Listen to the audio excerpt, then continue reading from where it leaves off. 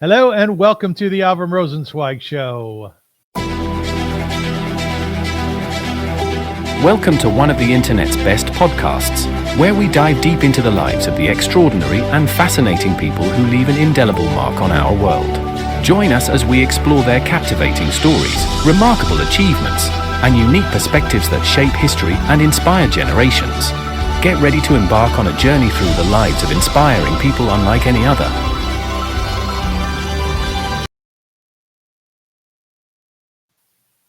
Hi, folks, and welcome to the show, the Avrum Rosensweig Show. My name is Avrum Rosensweig. You know, there are a lot of people out there who really their entire lives they spend trying to communicate to the world, trying to ensure that the world understands certain issues, certain dynamics that exist. These people are called journalists, or they're called editors, they're called publishers. They're people who have really set about ensuring that communication within our ranks and the ranks of humankind is sophisticated and dynamic. I tell you this because the show is all about motivating individuals, inspiring people to become their better selves. Now, one of the things that we've seen in life are writers, people who will sit down and they'll journal. They'll write things that are important to themselves or to others. This has really pushed our world forward in a most positive way. It's made sure that there's transparency out there, that the world understands individuals who otherwise would be very quiet and secretive. This is inspiring. It's hugely inspiring.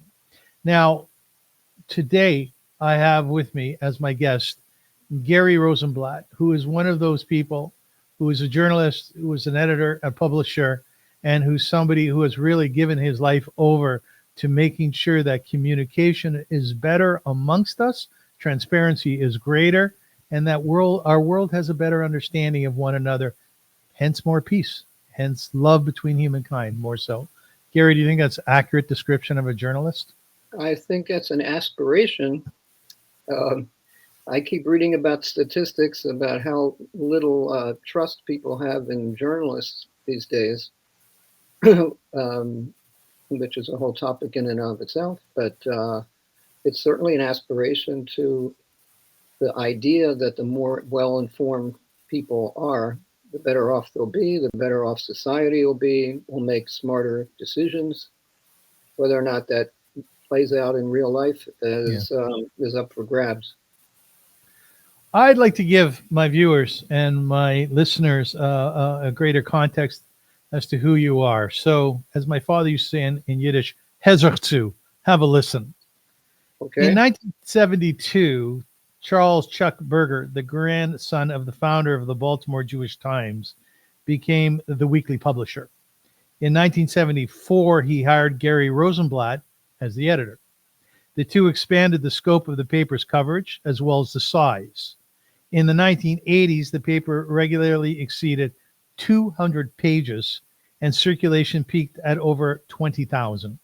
In 1984, Berger acquired the Jewish News of Detroit, and Rosenblatt named editor in addition to his responsibilities in Baltimore.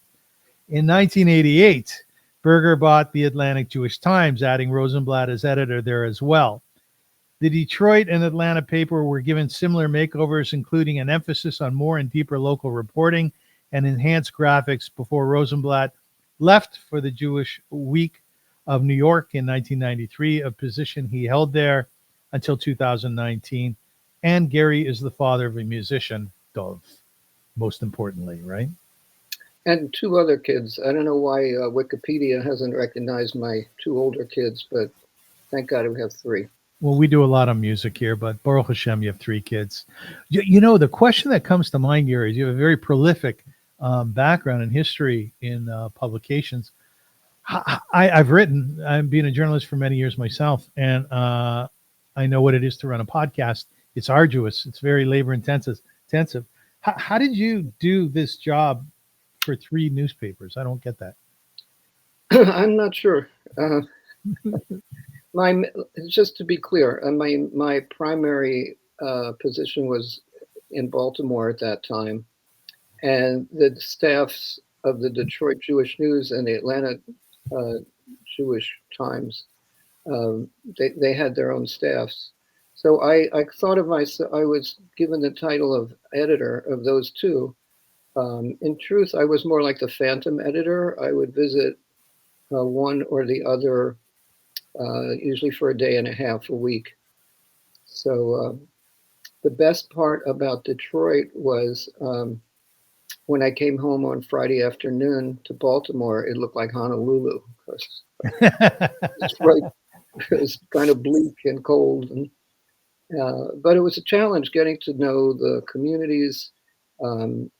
So I was not as hands-on and in getting to know people throughout the community as well in those two communities. It was more overseeing the work of the existing staff. And Baltimore kept me very busy, as you say, especially in the late 80s.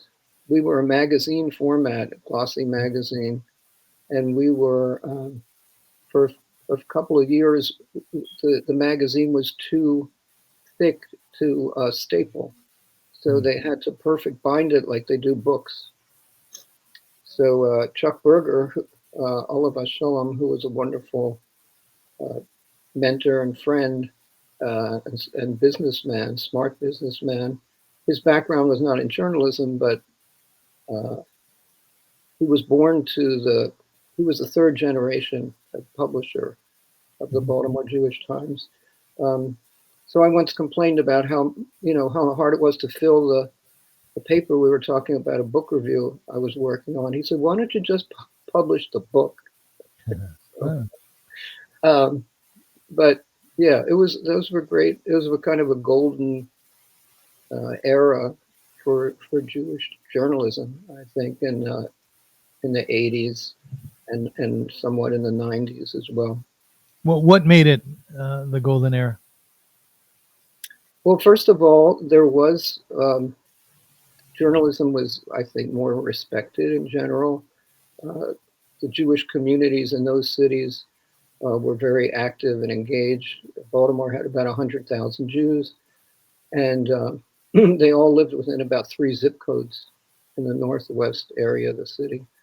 And in truth, the Baltimore Jewish Times had been a successful publication financially for some years before I came there, mostly through advertising, real estate advertising. It was very, very prolific. But when Chuck came in 1972, he realized that the quality of the content was lacking. He said he was embarrassed by it. In fact, the covers were given as there were ads for Jewish organizations. If Hadassah was having a big dinner, that would be the cover. Mm-hmm. So it took a couple of years after I was there to actually make the cover, the news content, the feature content. And he invested in the paper. He hired good people, good things that were not unknown to mainstream publishers, but a lot of Jewish publications were lacking in quality. Rabbi Stephen Weiss referred to them as the Jewish weeklies, WEAKLIES. That was, like in the 40s, 30s, and 40s. But we could get into it. I think part of it is the Jewish communities didn't look at their Jewish newspaper the same way they would look at their daily paper. So I want to ask you about that, because I wrote a column for the Canadian Jewish News for 20 years. Yes. And it was what we would consider light news at best. It was well done though. It had a professional, gloss to it. It was very well done. I think so. I think they didn't get into a lot of local controversies. Correct.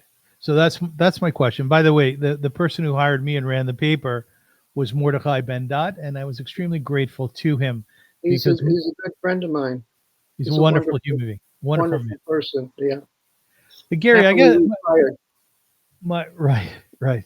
My question is that after asking and thinking about why Jewish newspapers, at least the one that I wrote for, was not more ensconced or even embroiled in local issues, somebody once told me that it would be Lashon Hara. that it would be speaking against other people, and we don't do that in the Jewish community. Well, what's your thought on that? Well, if you have a couple hours, we can talk just about the issue of journalism and Lashon Hara. But seriously, I mean, it became a big issue. I don't want to get ahead of our discussion, but we can come back to that, where there was this big scandal in 2000 that we broke, about a rabbi who worked for, who's an executive of a prominent Orthodox youth group, and he was alleged to have abused teenagers in his charge for over 30 years. So we did that story, and there was all kinds of responses to it. I do think it's worth talking about at some point, but let me back up a little bit.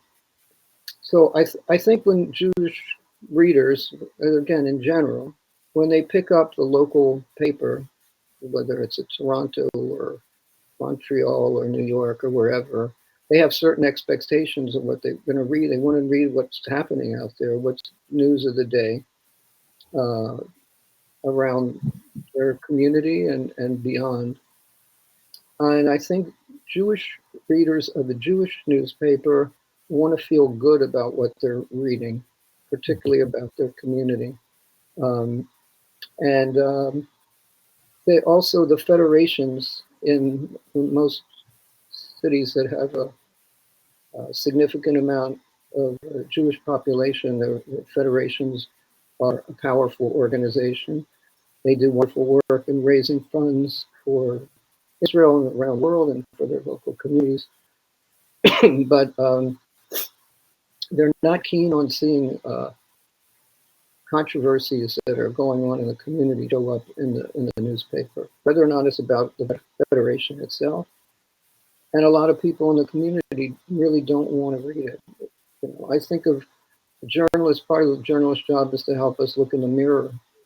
And sometimes we don't want to look in the mirror and Correct. face problems.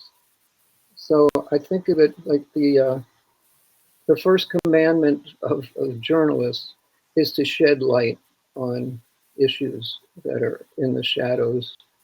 And the first commandment, in a sense, of the organized Jewish community is to cover up. You know, a shanda for the goyim is a Yiddish phrase, not a polite phrase, but, you know, we're worried about how the rest of the world will see us. So, Zoltan still, you should be quiet, right? exactly. Once had a woman, we did a cover story in Baltimore. I forgot what it was about, but this woman called me up and she said, I was very upset about the cover story. And I said, did you read it? She said, no, but I saw the cover and my mailman isn't Jewish, you know, and he saw it too. So, I mean, that's a pretty extreme example, but those are the kinds of issues we dealt with. And I think, again, to the late Chuck Berger's credit, he was willing to take on some of the criticism that we would get, and he gave me pretty much of a free rein about what we would cover. And we weren't out to get anybody, but we didn't ignore controversies that were going on in the community. I know of stories here in Toronto where newspaper editors and publishers of our Jewish publications would get phone calls regularly from Jewish organizations, from Jewish leadership, who were very angry with them for the reasons that you just stated. Yeah, like Zoltan still, don't talk about our dirty laundry in public. right. Oh, And yeah. there would be a lot of pressure on the newspaper guy. Did you feel that sort of pressure? Oh, absolutely. There were efforts to boycott the Baltimore Jewish Times. We did a story about Jewish country clubs and, you know, sort of what goes on at some of the high quality and for wealthy people, often these country clubs. So it wasn't about whether those stories were true or not. It was like, how can you do something like that? Yeah. But if you do a story about those, you know, if you did an expose of the PLO, great. Saudi Arabia, great. The further from home, the better. Yes. Protecting Israel, great. If you criticize Israel, there could be hell to pay. People cared much more about that than today, which is, it's good and bad. I mean, I think the bad news is, in some ways, you could write, as people do every day now, highly critical stories about the Israeli government. And, you know, I don't think it means that we've become more enlightened. I think maybe people don't care as much, Mhm. or there's certain issues that they recognize that need to be dealt with. I mean, I think it might be that we're more universal in our thinking. When I was growing up, I was born in 1960. There was a certain sort of rural component to not only Toronto, where I was mostly lived as a youngster, but also to the Jewish community, where we were close. We were very insulated. We were shtetl-like in nature. And I think within a shtetl, it's like you keep things to yourself, as we've been saying. Right. Whereas now we're much more universal, I think, in our thinking. Well, the truth is also every community has its own culture. You know, every Jewish community. When there was a controversy at some point about how you cover the gay community or not, and I would talk to a colleague in San Francisco who's the editor of the San Francisco Jewish paper, and what was going on in New York was two different universes. You know, it was two different worlds. And again, talking about Baltimore, they called it the Golden Ghetto. Was the Jewish community. It was very tightly knit. As I said, they lived in basically 3 zip codes. Mhm. So it was a very Hamish kind of quality. There's a real sweetness to that, but there's also somewhat of a, I wouldn't say ghetto, but it's a set apart. Baltimore had ethnic communities in different. It was an Italian neighborhood, Greek neighborhood, Jewish neighborhood. Um, So you just had to be, it's good to know who your readers are, what they'll tolerate. And, you want to give them certainly material that will educate them, that will please them, make them laugh. It's entertainment, but you also feel like got to give them a dose of reality there, um, because it's important to know what the issues are. Correct. What was the Jewish community of Detroit like? How was that different than Atlanta and Baltimore? Well, what was most striking to me, again, we're talking about the late 80s, mid 80s, late 80s. Um, you had 8 Mile Road, 9 Mile Road, 10 Mile Road. You could measure where the Jewish community was as it was moving northwest.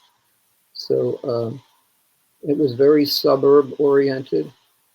I knew people who never went downtown Mhm. because Detroit had, difficult times economically, racial issues. There were areas downtown. I remember I asked somebody why that whole block was empty in the middle of downtown. Are they building something there? He said, no, that's from those 67 riots. Yes. So, this is 15, 20 years later. Um, and But a great Jewish community. And again, very strong federation. Baltimore and Detroit were two of the leaders in terms of the amount of funds that they raise within the Jewish community for Federation causes, for Israel, for world Jewry, for the local community, and some powerful families there that were big donors. Right. So that's another reality we deal with. A big donor gets upset about something, it has more weight to it, good or bad, than somebody else. So I remember I have a buddy in Detroit, David Nefesh, and we would go downtown as well. I'd have the same experience. I would see entire blocks that were vacated, and you could buy a house down there for a couple of $1,000s. Now, looking back on it now, it might be worth it. It's somewhat gentrified, more so, but I do distinctly remember that about Detroit. The other thing too is one inevitably compares their own hometown to the Jewish communities that one would visit. And Toronto has always been, I always remember it as a burgeoning Jewish community, always growing, always lots of Jewish restaurants and many Jewish shuls. Today, we probably have 150 different shuls, shtibelach, all different types of denominations and so on. But it was very vibrant and very exciting. Whereas Detroit, although you're right, it was very well known for its philanthropy, just didn't seem quite as exciting. Well, part of it, again, I don't want to make it sound like I was a native here to Detroit. I was, in and out in a day and a half every 2 weeks or so, Right. or even every week. It's still not the same. I tried to get to know people in the community. I ended up mostly getting to know people who were sort of the machers in the community, who were heads of organizations. So I don't know how accurate I got. I can tell you one funny thing I learned geographically is there are parts of Detroit that are north of Canada I think because there was a Renaissance Center, which at the time was brand new towers downtown. And I had a meeting there. I was driving my rental car and I took the wrong path and ended up at the border, the Canadian border. The guy, I rolled down my window. He says, "What is your purpose here?" I said, "To make a U-turn." So, I think it happened to me twice, but I was amazed at how many people avoided downtown at that time. They just lived their lives in the suburbs.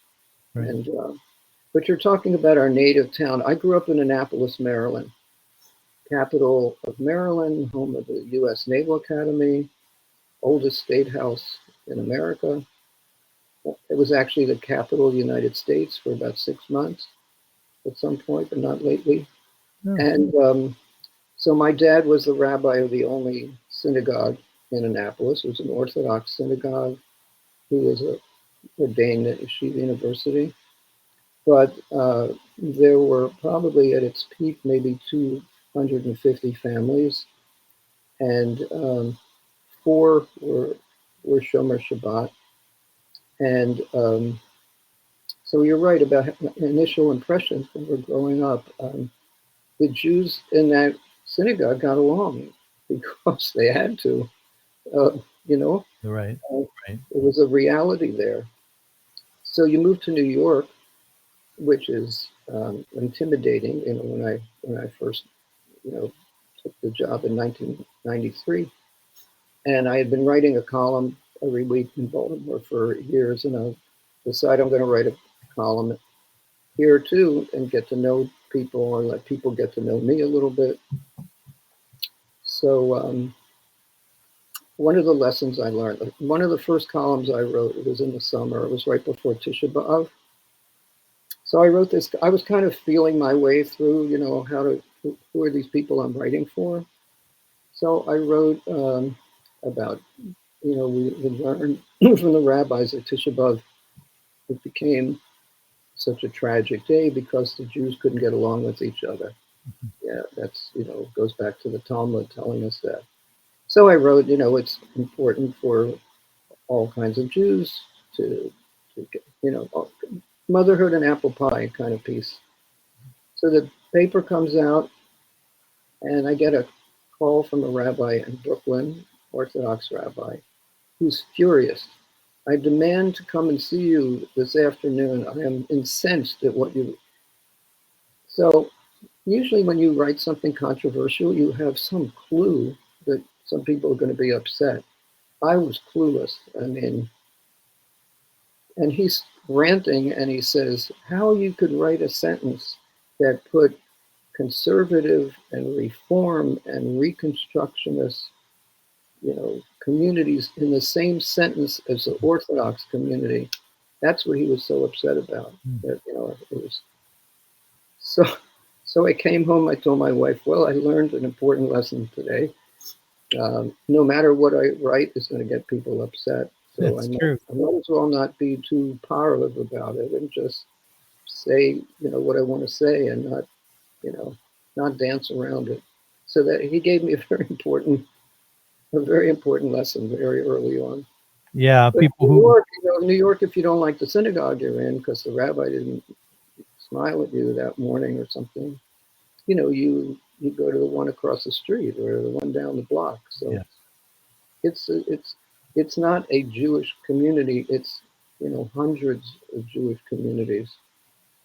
yet there is a saying that even though you're angry with the chazan, you still answer amen, right? Hopefully, yeah. Hopefully. Yeah, So but maybe in a different shul. yeah, down the block. Gary, one thing that you and I share, other than a love for writing, is that we're rabbinical sons. Do you feel do you feel like a rabbi son? Well, sure. I mean, that's the way it went. Um, Again, in Annapolis, a small community, it's become very chic in recent decades. Annapolis is beautiful, and I think they have more people have boats than cars, and Mhm. a lot of famous people, summer there. But I would walk down Main Street, and people would stop me and say, "Isn't your father the Jewish rabbi?" Mhm. It's like, He'd be the as Jewish rabbi. opposed to, yeah.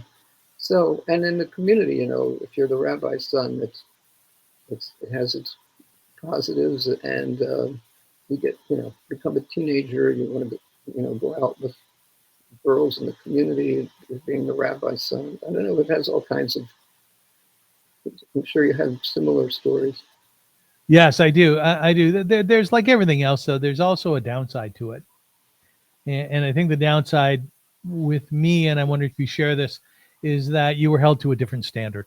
Oh, sure, sure, yeah. On the other hand, my dad had a clergy pass for the movies. There were 3 movie theaters, Oh, really? and it said Rabbi and Mrs. Rosenblatt and family. So I don't think I knew people paid to go to the movies till I was about 11. So So your father was a great lover of movies. not necessarily, but I mean, he had this. I don't know if he applied for it or they gave it to him. Yeah. How long were your parents married for?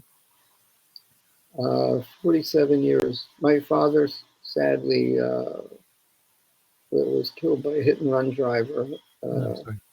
coming home from school on a Saturday night. My parents lived across the street. That was in 1985.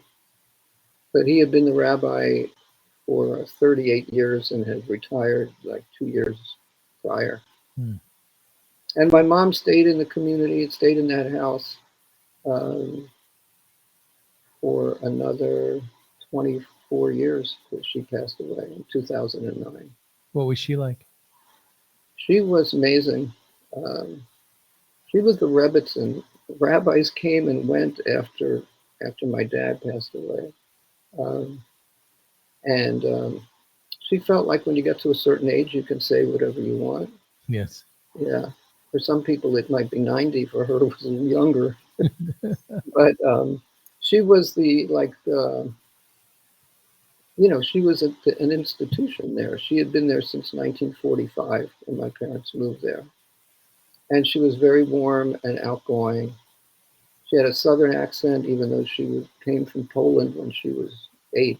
So we figured maybe she was from southern Poland. I'm not sure, but she would tell the rabbis, uh, first of all, they would come to her like if there was a funeral or a wedding or to know about the families and the community because she knew. But she would also say you should tuck in your shirt and you should get a nice tie or and Yes. they accepted it. They liked it. So she was sort of a mom in some ways to some of the rabbis there. So yeah, she was very much beloved. Yeah, it's interesting. Similar things happen. I'm from Kitchener, Ontario. And when my father passed away in 1989, after being there for 36 years, he was only 61 years old. Mm, A number of rabbis, as you say, came and went. My father had he was an icon there, and he was an hmm outstanding rabbi. So in small towns, it takes a lot to become a really good rabbi, and most rabbis sort of go to a small town, do 2, 3, 4, 5 years, Like the and then stepping stone. Yeah. launching pad for something else, right? Yeah, no, my parents really loved Annapolis. The community loved them. My dad was pretty soft-spoken, Mhm. but firm in his conviction. He helped integrate some of the. I mean, when I went to Annapolis public school, elementary school, it was segregated till I was in the second or third grade. This is the mid '50s. Um, so he was pretty outspoken and helped integrate some of the social clubs, other places there. So you have a powerful legacy then.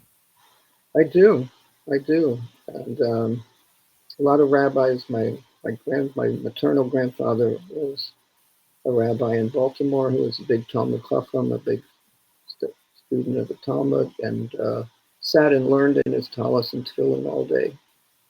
Didn't speak much English.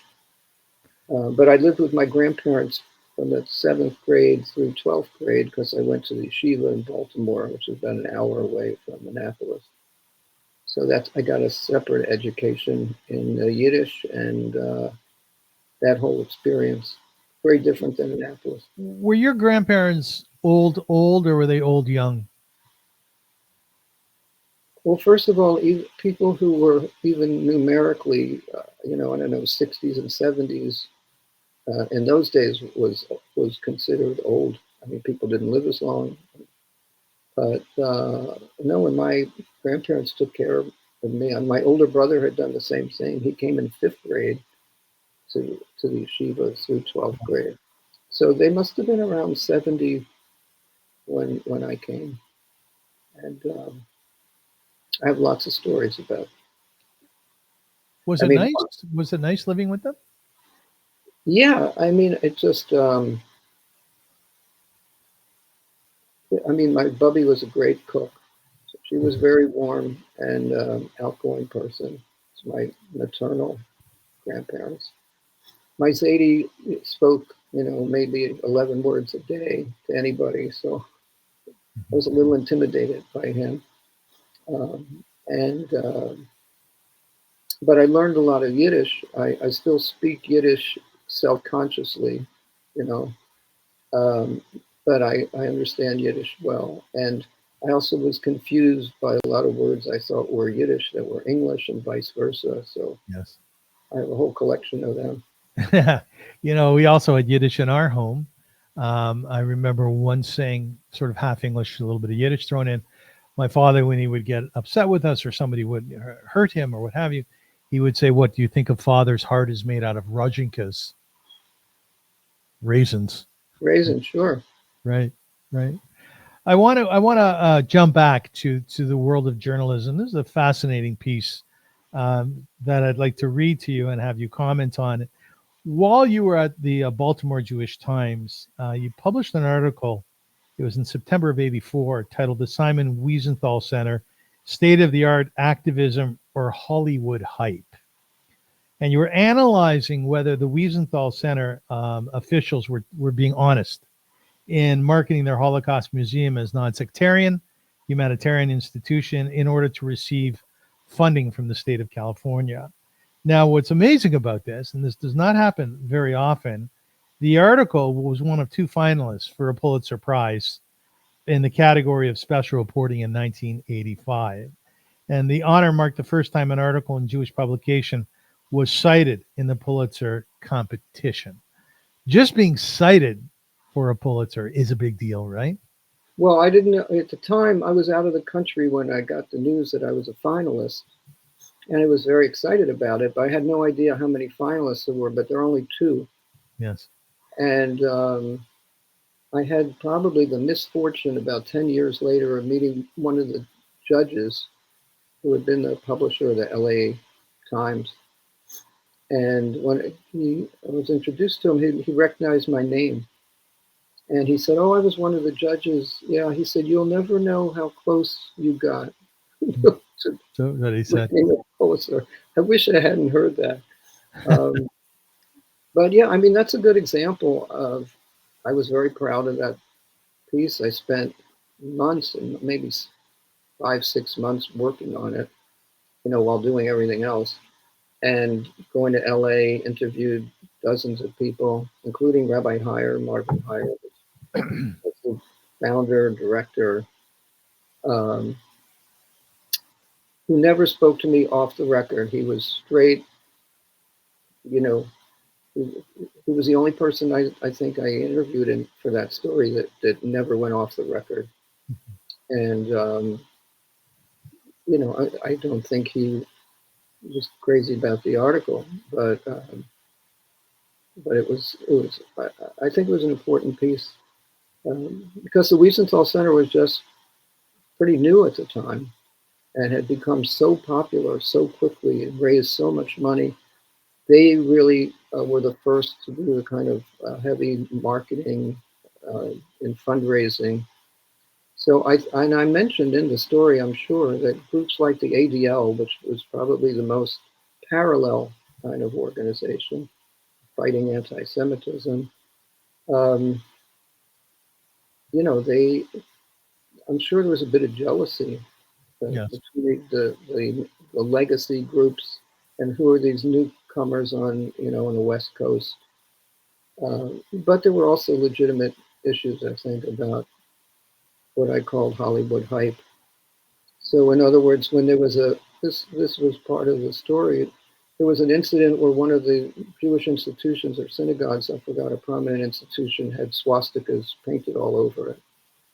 And I think the establishment idea is, don't shed more light on some incidents like that. That they might have gone and painted it over, and then been talking to the police about dealing with it quietly. The Wiesenthal Center had a huge event. I don't know, maybe Elizabeth Taylor was there. They would get celebrities from Hollywood and had a huge media event about it.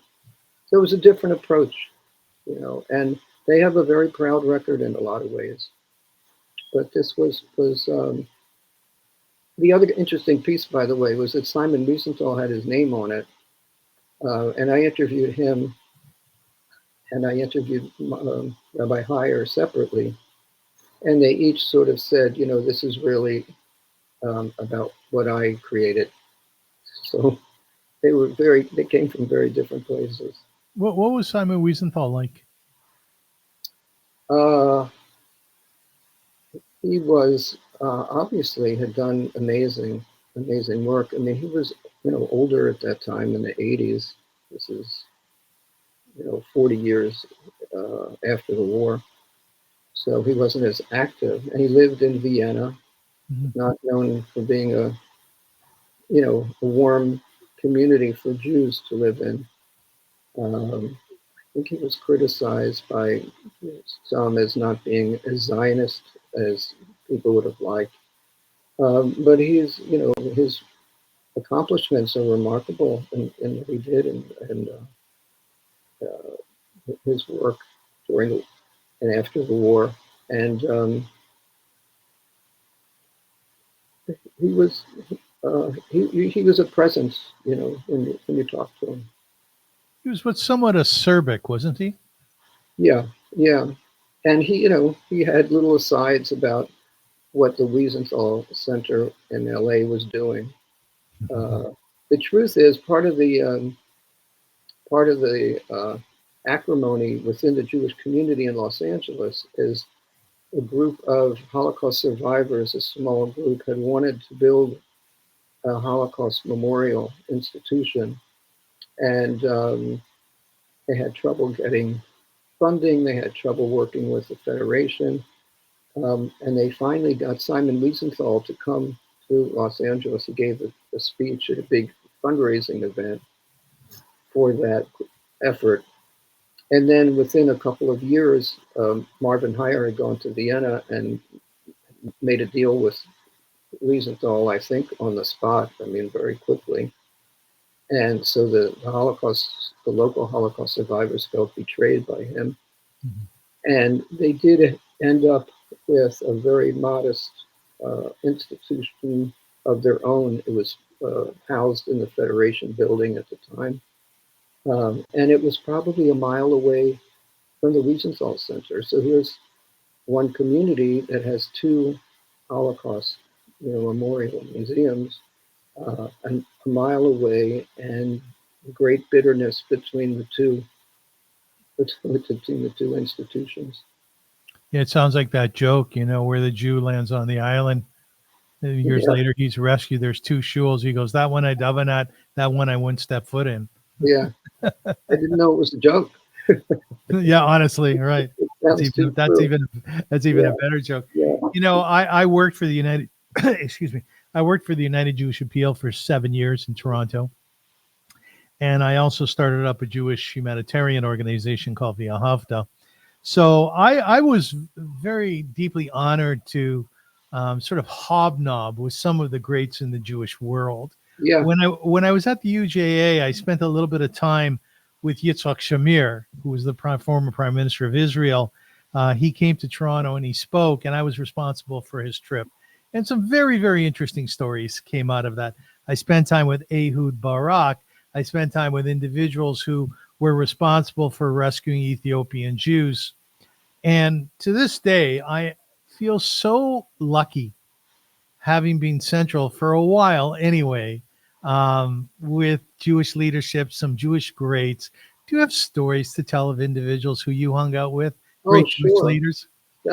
Sure. I mean, the problem is there were too many of them who had been heroes until I met them, right. and was exposed to their egos. That was that was not unusual. I'll tell you who out and out my real hero still is Natan Sharansky.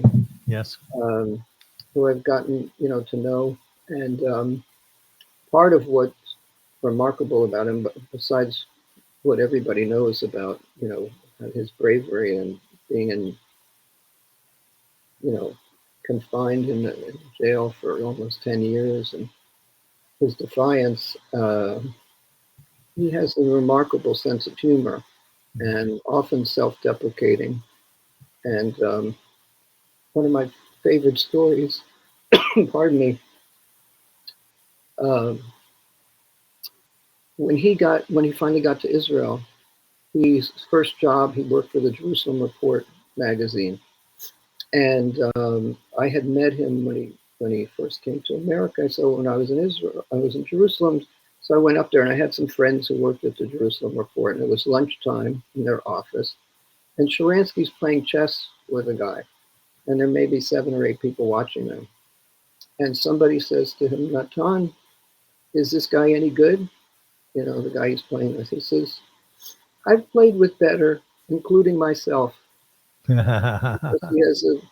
writes about how to keep his sanity. He would play chess in his mind in prison, and one day he would be, the one side, and the next day he'd be his opponent. So, but his best line, I think, the Jewish Week had a program called Right On for Israel, WRITE, that we started in 2002, and it was a 2-year intensive program for high school juniors and seniors. We could take about 40 a year, and 11th grade and 12th grade. And it would certainly be helpful now, but it ended around 2020 after I retired. But the idea was to prepare Jewish students for what they were going to encounter on campus about Israel. So it was really an educational program. And part of the deal was we took them to Israel for like a week. And we often would meet with Sharansky. So he would tell them, he said, I'm different than all the politicians in Israel. I went to jail first, and then I became a politician. Is that what he said? Oh, my gosh. Yeah. Wow.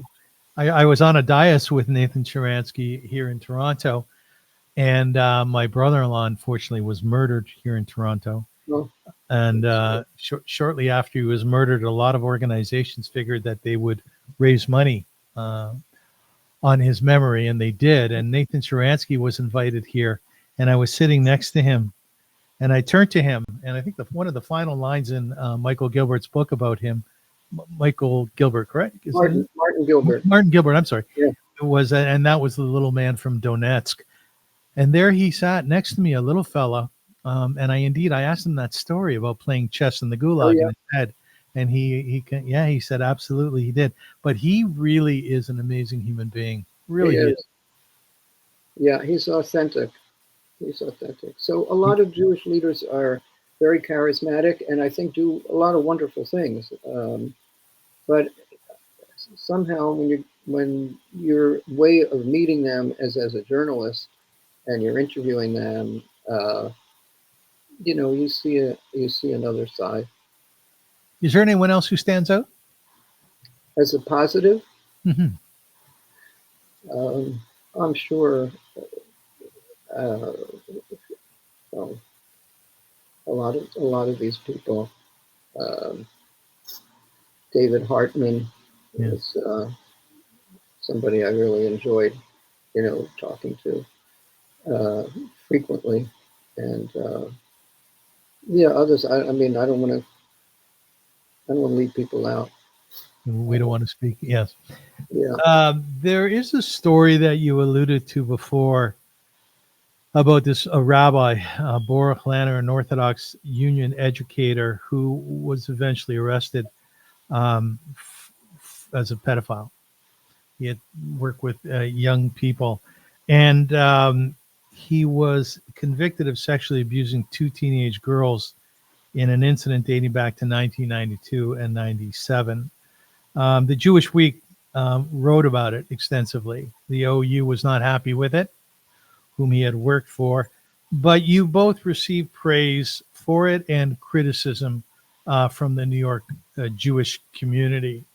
How would you deal with the criticism? What were your rules? Rules about dealing with criticism? I mean, I try and often, just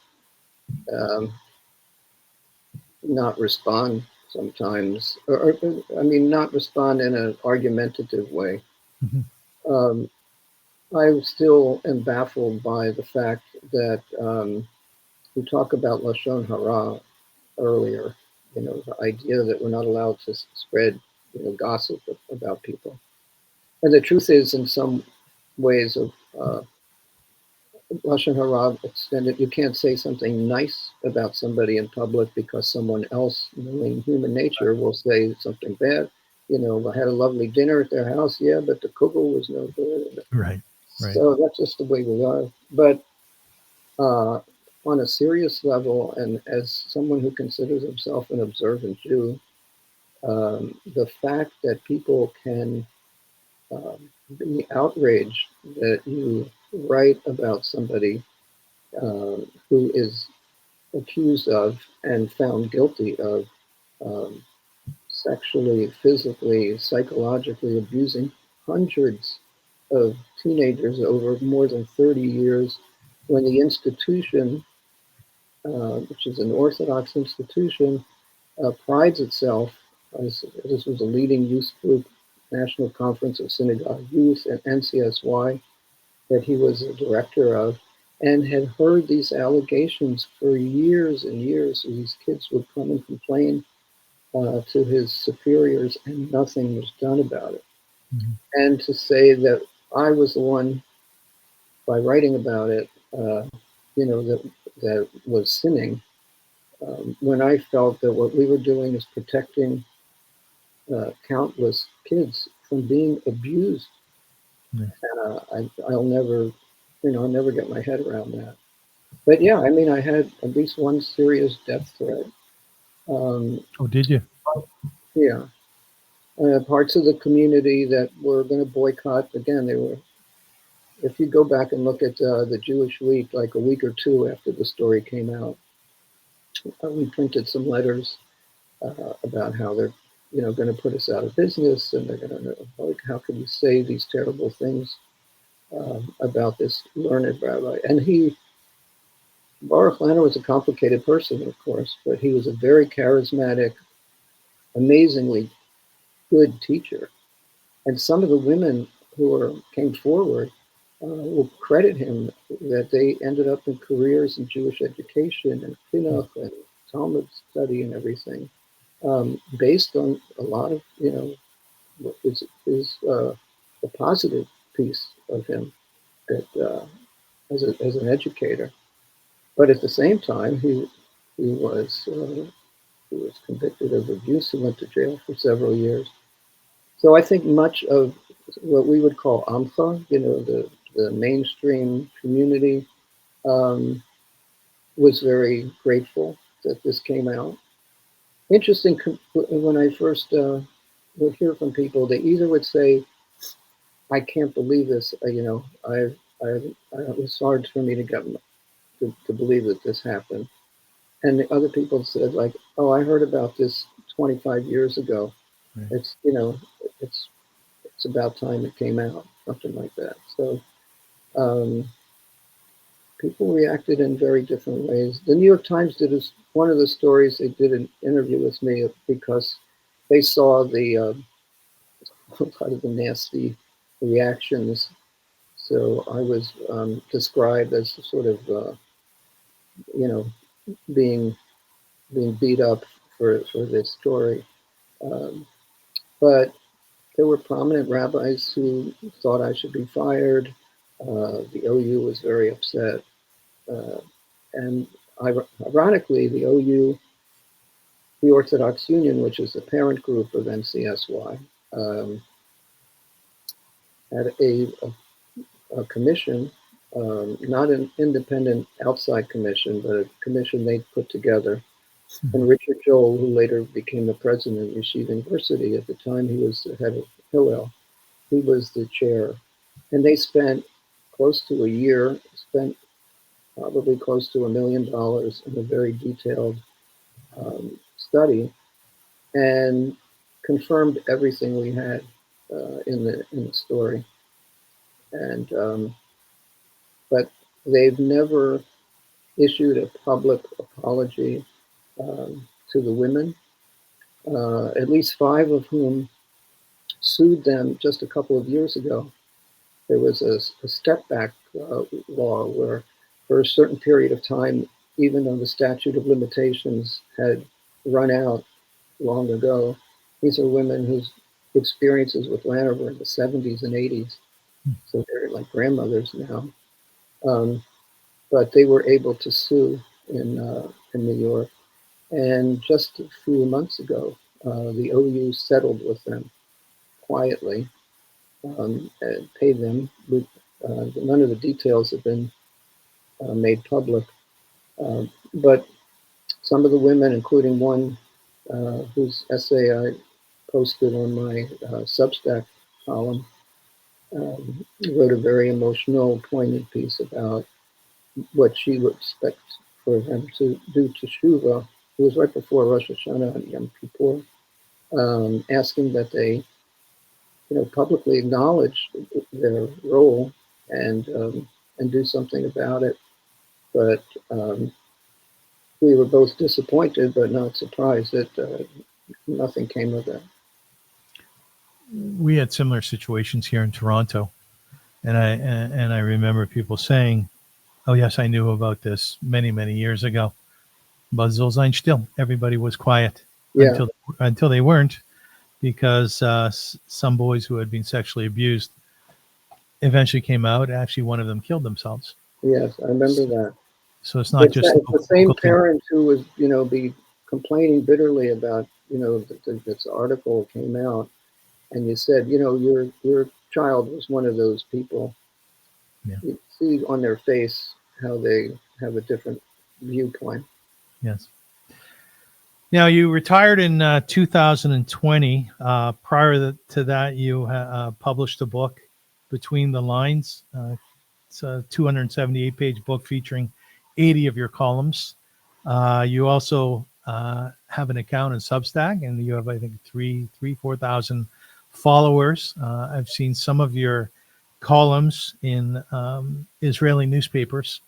One such column that I read prior to our interview was a sort of a spoof, I believe, of a call between Netanyahu and Trump.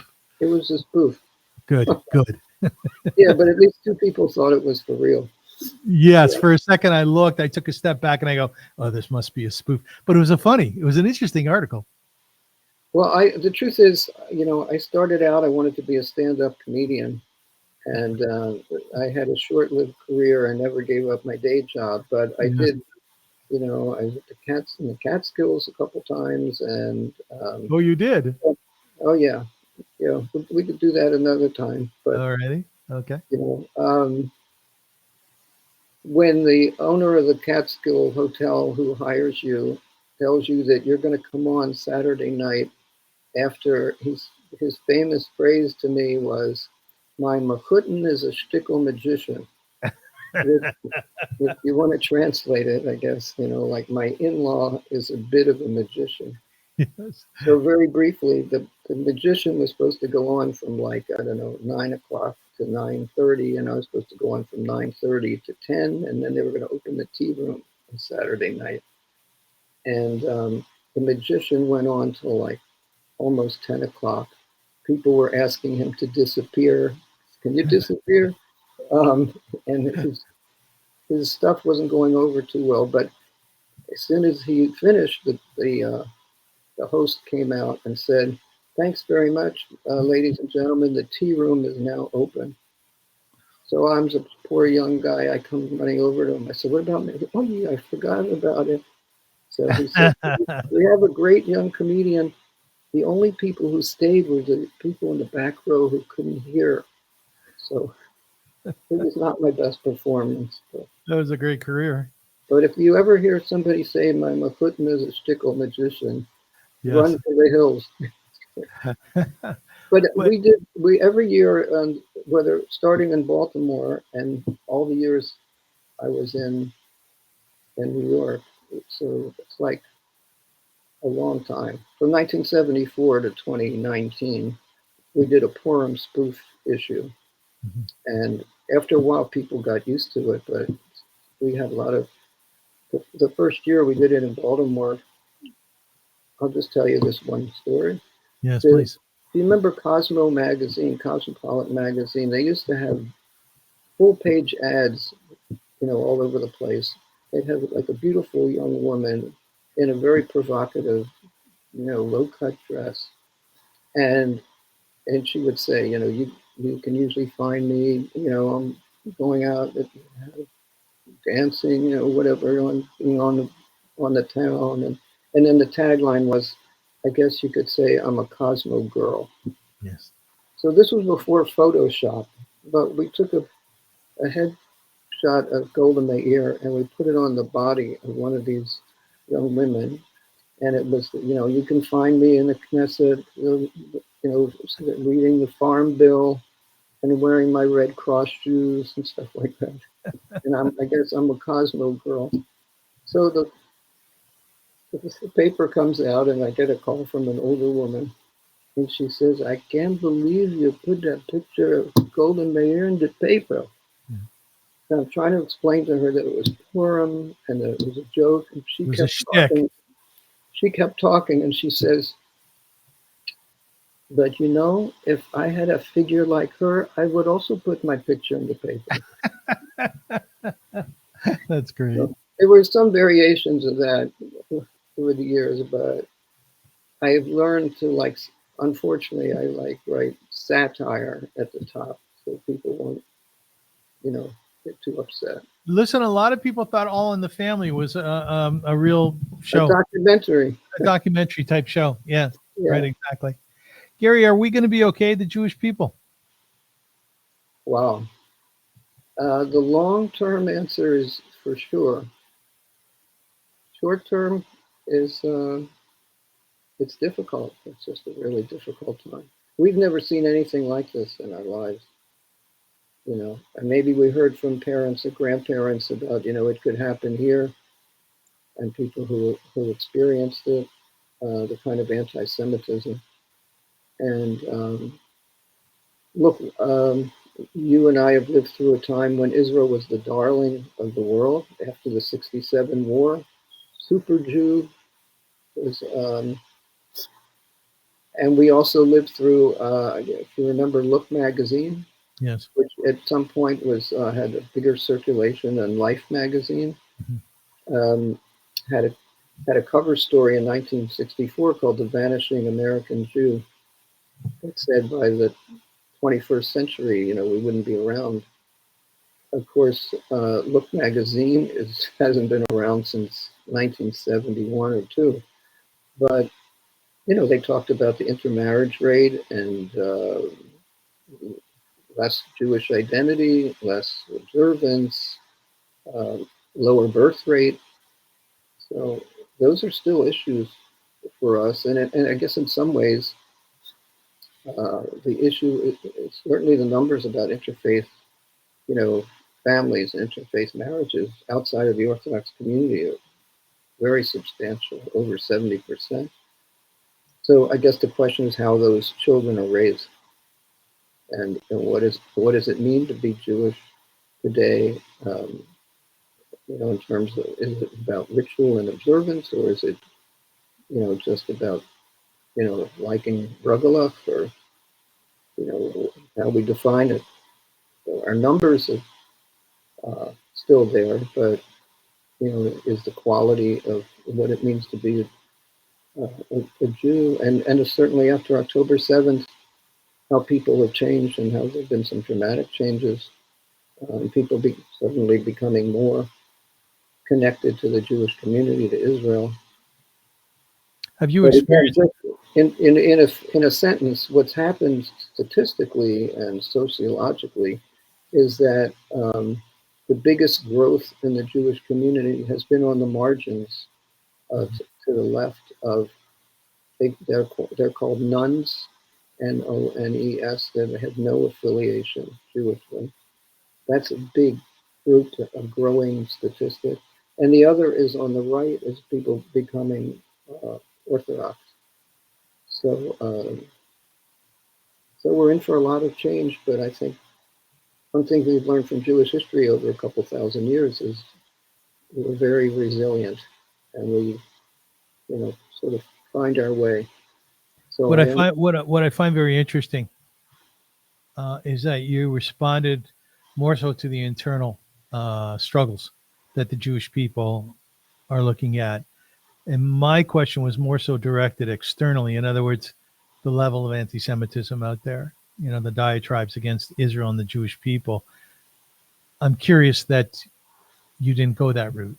Well, it's certainly a huge, when I mentioned, that we've never imagined a world like this where anti-Semitism has come back roaring in a way that we didn't think was possible in Western societies. But I worry as much, if not more, about within Israel, the internal divisions within Israel, pardon me. It's been proven to be an incredibly resilient